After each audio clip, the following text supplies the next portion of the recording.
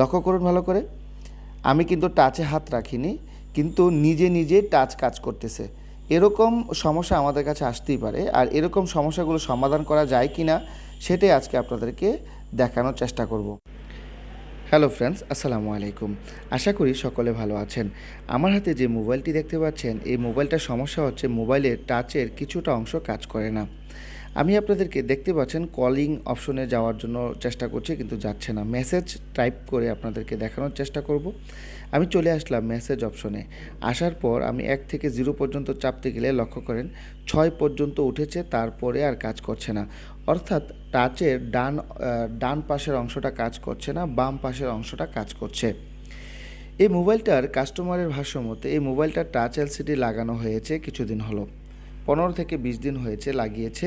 কিছুদিন টাচ এলসিডিটা লাগানোর পর কিছুদিন ভালো চলেছে, এরপরে হঠাৎ করেই টাচের অর্ধেকটা অংশ কাজ করে না, আর অর্ধেকটা অংশ কাজ করে। আমি সেটিং থেকে যখন উপর থেকে নামাতে যাচ্ছি, ডান পাশের অংশ দিয়ে উপর নিচের দিকে নামছে না, যখন বাম পাশে দিয়ে আমি চেষ্টা করছি তখন কিন্তু নামছে। তো বন্ধুরা, এই মোবাইলটা কাস্টমারের আরেকটা কথা হলো যে এই মোবাইলটা রেখে দিলে টাচ অটোমেটিকলি কাজ করে, অর্থাৎ কোনো প্রকার চাপাচাপি করতে হয় না, অটোমেটিকলি টাচ কাজ করে। লক্ষ্য করছেন, এক পাশ কাজ করছে, আরেক পাশ কাজ করছে না। আদৌ কি এই মোবাইলগুলো কাজ করা সম্ভব? জি, ইনশাআল্লাহ সম্ভব। অবশ্যই আপনারা সম্পূর্ণ ভিডিওটা দেখবেন। দেখতে পাচ্ছেন টাচের অর্ধেকটা অংশ কাজ করছে, আর অর্ধেকটা অংশ কাজ করছে না। তো আমি আর দেরি না করে মোবাইলটাকে খুলে ফেলবো। মোবাইলটাকে খুলে আপনাদেরকে স্টেপ বাই স্টেপ দেখানোর চেষ্টা করব যে এই সমস্যাগুলো সমাধান করা যায় কি না। মোবাইলটার পাওয়ারও অফ করা যাচ্ছে না, তো আমি মোবাইলের ব্যাটারিটাকে ডিসকানেক্ট করে ফেলবো। বন্ধুরা, মোবাইল খোলার সময় অবশ্যই আপনাকে সতর্কতার সাথে খুলতে হবে। অর্থাৎ আমরা অনেক সময় দেখা যায় যে মোবাইলের ব্যাকসেলগুলো খোলার সময় ফিঙ্গারপ্রিন্টের যে র্যাবনটা আছে, ওই র্যাবনটা অনেকে ছিঁড়ে ফেলি। এক্ষেত্রে আমাদের অবশ্যই সতর্কতা অবলম্বন করতে হবে।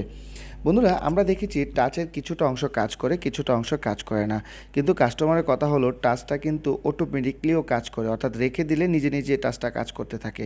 ওইটাও আমাদের দেখার একটু দরকার আছে যে আসলে কথাটা ঠিক কিনা। বন্ধুরা, আমরা মোবাইলটা একটুর জন্য রেখে দিব, অর্থাৎ একটু অপেক্ষা করব যে টাচটা অটোমেটিকলি কাজ করে কিনা সেটা দেখতে হবে। বন্ধুরা, দেখতেই পাচ্ছেন আমরা আমাদের এই মোবাইলটা রেখে দেওয়ার পরে নিজে নিজে টাচ কাজ করছে, অর্থাৎ মনে হচ্ছে যে কোনো প্রকার জিন, অদৃশ্য শক্তি এই টাচটাকে মানে চাপছে, এরকমই মনে হচ্ছে। লক্ষ্য করুন ভালো করে, আমি কিন্তু টাচে হাত রাখিনি, কিন্তু নিজে নিজে টাচ কাজ করতেছে। এরকম সমস্যা আমাদের কাছে আসতেই পারে, আর এরকম সমস্যাগুলো সমাধান করা যায় কি না সেটাই আজকে আপনাদেরকে দেখানোর চেষ্টা করব। লক্ষ্য করেন, আমি আবারও আপনাদেরকে দেখানোর চেষ্টা করছি। রেখে দিলাম, মোবাইলের টাচ কিন্তু অটোমেটিকলি কাজ করছে। তো এই সমস্যাটা সমাধান করা যায় কি না সম্পূর্ণ ভিডিওটা যদি আপনারা দেখেন অবশ্যই আপনারা বুঝে যাবেন, এবং আপনাদের কাছেও যদি এরকম ধরনের সমস্যা আসে তাহলে আপনারাও এই সমস্যাগুলো সমাধান করতে পারবেন। বন্ধুরা, আমরা মোবাইলের বডি থেকে মোবাইলের যে সার্কিটটা আছে এবং চার্জিংয়ের যে বোর্ডটা আছে ওইটাকে আমরা পুরোপুরি ডিসকানেক্ট করে নিব, এবং মোবাইল থেকে ব্যাটারিটাকেও ডিসকানেক্ট করে নিব। বন্ধুরা, আমি মোবাইলের এলসিডিটাকে সাবধানতার সাথে খুলে নিব। এই এলসিডিগুলো খোলার সময় যেহেতু এটাকে এক্সট্রা ঘাম দিয়ে লাগানো হয়েছে, সেক্ষেত্রে খোলাটা একদমই সহজ, তারপরেও সতর্কতা অবলম্বন করতে হবে। দেখতে পাচ্ছেন এটা হচ্ছে স্যামসুংয়ের Z33-এর একটি এলসিডি। এখানে আমাদের কিছু ভুল আছে। দেখতে পাচ্ছেন গ্লো কোথায় লাগানো হয়েছে। এই যে এলসিডির র্যাবনটা দেখতে পাচ্ছেন, এই এলসিডির ফ্লাক্স র্যাবনের নিচে কখনো গ্লু দেওয়া ঠিক না। আমি এলসিডি কিভাবে লাগাবেন এরকম একটা ভিডিও এর আগে আমার এই ফেসবুক পেজ এবং ইউটিউব চ্যানেলে দিয়েছি। বন্ধুরা, আমরা এলসিডির চারপাশের গ্লোগুলোকে ভালোভাবে পরিষ্কার করে নেব। আমি একদম সম্পূর্ণ ভিডিওটাতে পুরো ডিটেলস সহ যে একটা এলসিডি কেন এরকম উল্টাপাল্টা কাজ করে সম্পূর্ণ ডিটেলস সহ আলোচনা করার চেষ্টা করব। প্রথমে আমি এই গ্লোগুলোকে, আমি আবারও বলি, প্রথমে আমি এই গ্লোগুলোকে ভালোভাবে পরিষ্কার করে নেব। গ্লোগুলো যখন টুইজারের মাধ্যমে যেহেতু পরিষ্কার করছি, অবশ্যই আমাকে সতর্কতা অবলম্বন করতে হবে যাতে টুইজারের খোঁচা লেগে এলসিডি ক্ষতিগ্রস্ত না হয়।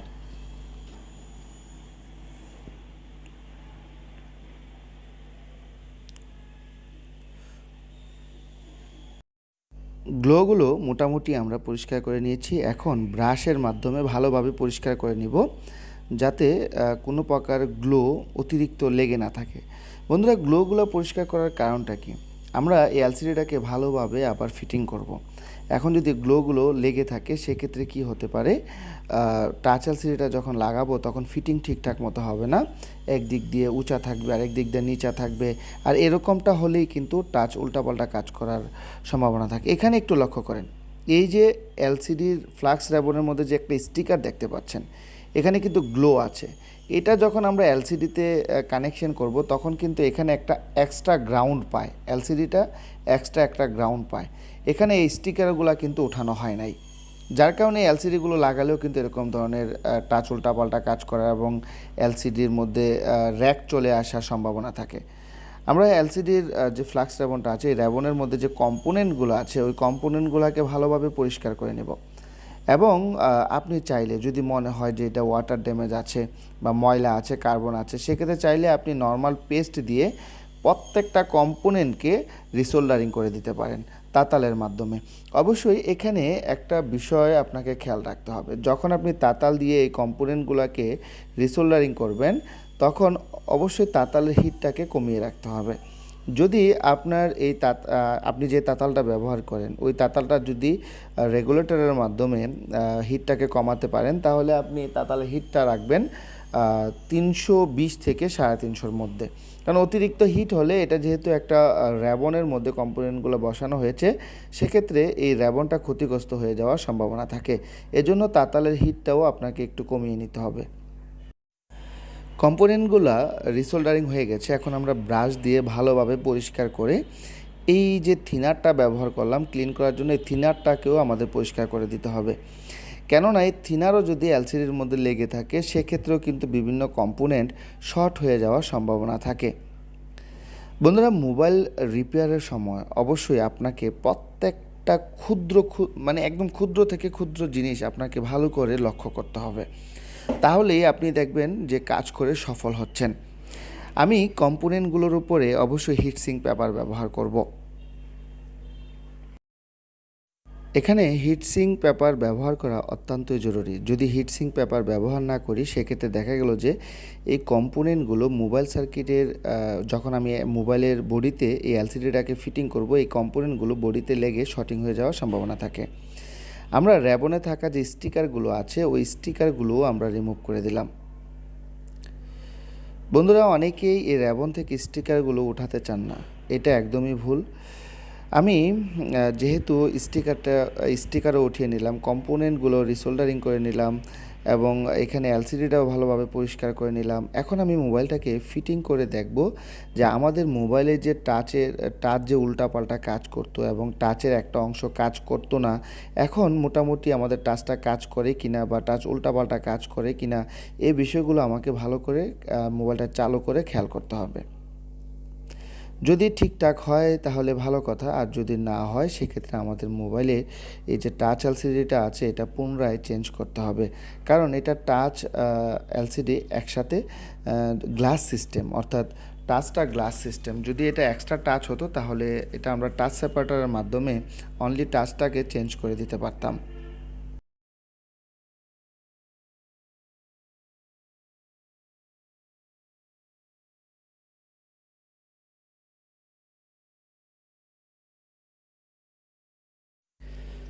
বন্ধুরা, লক্ষ্য করে দেখেন চালু হয়ে যাওয়ার পর কিন্তু টাচটা কিন্তু উল্টাপাল্টা কাজ করছে। যাই হোক, টাচ উল্টাপাল্টা কাজ করুক, কিন্তু টাচের ডান পাশের যে অংশটা কাজ করতো না ওইটা কাজ করে কিনা সেটা দেখব। এই টাচ উল্টাপাল্টা কাজ করার কারণ এটাও হতে পারে আমরা কিন্তু এলসিডি থেকে এক্সট্রা গ্লোগুলোকে পরিষ্কার করেছি, কিন্তু মোবাইলের বডিতে লেগে থাকা যে এক্সট্রা গ্লোগুলো আছে একদিক দিয়ে উঁচা নিচা হয়ে আছে ওইটা কিন্তু আমরা পরিষ্কার করিনি। এবং এলসিডির নিচে আমি একটু টিস্যু দিয়ে উঁচু করে দিলাম যাতে কম্পোনেন্টগুলো একটু আলগাভাবে থাকে, অর্থাৎ মোবাইলের বডিতে যাতে টাচ খেয়ে না থাকে। এখন আমি একটু দেখব 1 থেকে 0 পর্যন্ত কাজ করে কিনা। দেখতেই পাচ্ছেন আমাদের টাচ এলসিডিটা যে ডান পাশে কাজ করতো না, এখন কিন্তু এই ডান পাশের অংশটা কাজ করতেছে। অর্থাৎ আমাদের যে টাচটা কাজ করতো না ওই সমস্যাটা কিন্তু সমাধান হয়ে গেছে, কিন্তু আমাদের মোবাইলে যে টাচটা যে উল্টাপাল্টা কাজ করতো এটা কিন্তু সমাধান হয়নি। এখন এটা সমাধান হবে কি না সেটা আমরা দেখব এই টাচ এলসিডিটাকে ভালোভাবে ফিটিং করার পর। বন্ধুরা, মোবাইলের বডিটা এমনভাবে পরিষ্কার করতে হবে যাতে কোথাও এক ফোঁটা পুরাতন গ্লো যাতে লেগে না থাকে। আমি এই এলসিডির মধ্যে আবারও একটু হিটসিং পেপার দিয়ে দিলাম, অর্থাৎ ডাবল হিটসিং পেপার দিয়ে দিলাম যাতে এক্সট্রা সেফটি থাকে। এখন আমি মোবাইলটাকে চালু করেছি, চালু করার পর এরপরে আবারও দেখার চেষ্টা করব। এখানে আমি একটু ভিডিওটাকে স্লো করে নিলাম, আপনাদেরকে আবারও একটু দেখানোর চেষ্টা করছি। লক্ষ্য করেন আমাদের মোবাইলের টাচ কিন্তু ঠিকঠাকভাবে কাজ করছে। এখন একটু দেখার বাকি যে এই টাচটা উল্টাপাল্টা কাজ করতো, যে এই উল্টাপাল্টা কাজ করা বন্ধ হয়েছে কিনা। কখনো কখনো এলসিডিতে তেলতেলে ভাব থাকলেও কিন্তু টাচ উল্টাপাল্টা কাজ করতে পারে। এজন্য ভালোভাবে এলসিডিটাকে আপনারা পরিষ্কার করে দেখবেন। যদি টাচ উল্টাপাল্টা কাজ করে এরকমটা দেখেন প্রাথমিক অবস্থায়, শুধু ক্লিন করেই দেখবেন প্রাথমিক অবস্থায়। এরপরে যদি না হয় তখন আপনি মোবাইলে এলসিডিটাকে খুলে দেখবেন। বন্ধুরা, এখানে একটা কথা বলে রাখি, সকল মোবাইলে যে এভাবে এলসিডিটাকে পুনরায় খুলে লাগালে বা ক্লিন করলে যে ঠিক হয়ে যাবে তা কিন্তু না। কিছু কিছু মোবাইল কিন্তু কাজ হয়ে যায়। এখানে উল্টাপাল্টা কাজ করাটা মুখ্য বিষয় ছিল না, মুখ্য বিষয় ছিল যে এলসিডির ডান পাশের অংশটা কিন্তু টাচ কাজ করতো না। এখন কিন্তু ডান পাশের অংশটা কাজ করছে, দেখতে পাচ্ছেন। আমি আবারও একটু অপেক্ষা করব, একটু মোবাইলটাকে স্লিপ মোডে নেব, স্লিপ মোডে নিয়ে তারপরে পুনরায় আবার আপনাদেরকে দেখানোর চেষ্টা করব যে টাচটা উল্টাপাল্টা কাজ করে কিনা।